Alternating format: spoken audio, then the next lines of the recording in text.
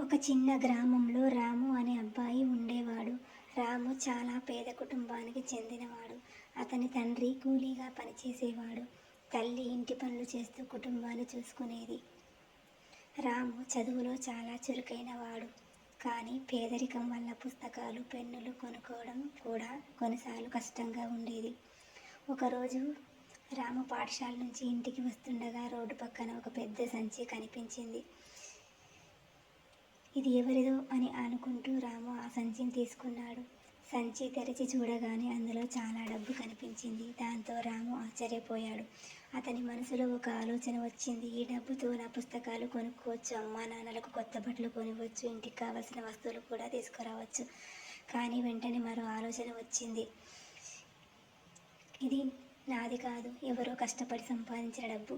వాళ్ళు ఇప్పుడు ఎంత బాధపడుతున్నారో. రాము ఆ డబ్బుని ఇంటికి తీసుకెళ్లకుండా నేరుగా గ్రామంలోని పెద్ద మనిషి దగ్గరకు వెళ్ళాడు. తాతయ్య, నాకు ఈ సంచి రోడ్డు మీద దొరికింది. ఇందులో డబ్బు ఉంది.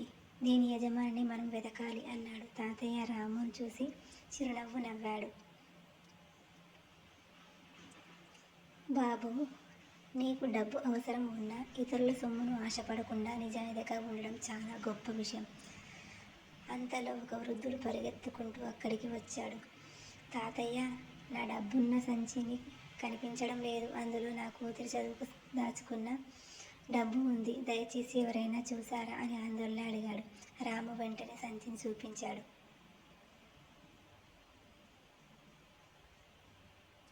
తాతయ్య, ఇది మీరేనా? మీ సంచేనా? ఆ వృద్ధుడు సంచిని తెరిచి చూసి ఆనందంతో రామును కౌగిలించుకున్నాడు. బాబు, నువ్వు నా డబ్బును మాత్రమే కాదు, నా కూతురి భవిష్యత్తును కాపాడావు.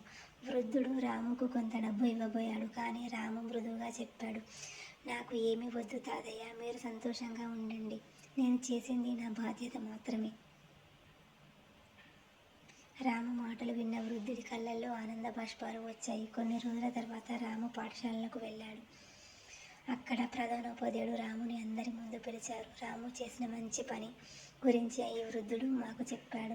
మన పాఠశాలలో నిజాయితీకి ఉదాహరణగా నిలిచిన రామును మనం అభినందించాలి. అప్పుడు ఆ వృద్ధుడు నవ్వుతూ అన్నాడు, రాము, నువ్వు డబ్బును తిరిగి ఇచ్చావు, కానీ నీ నిజాయితీకి వచ్చిన బహుమతి నీకు జీవితాంతం ఉపయోగపడుతుంది. రాము చిరునవ్వు నవ్వాడు. ఆ రోజు నుంచి గ్రామంలోని పిల్లలందరూ రామును చూసి ఒక విషయం నేర్చుకున్నారు. మన దగ్గర ఎంత సంపద ఉన్నది ముఖ్యం కాదు, మన మనసులో ఎంత మంచితనం ఉన్నదనే నిజమైన సంపద.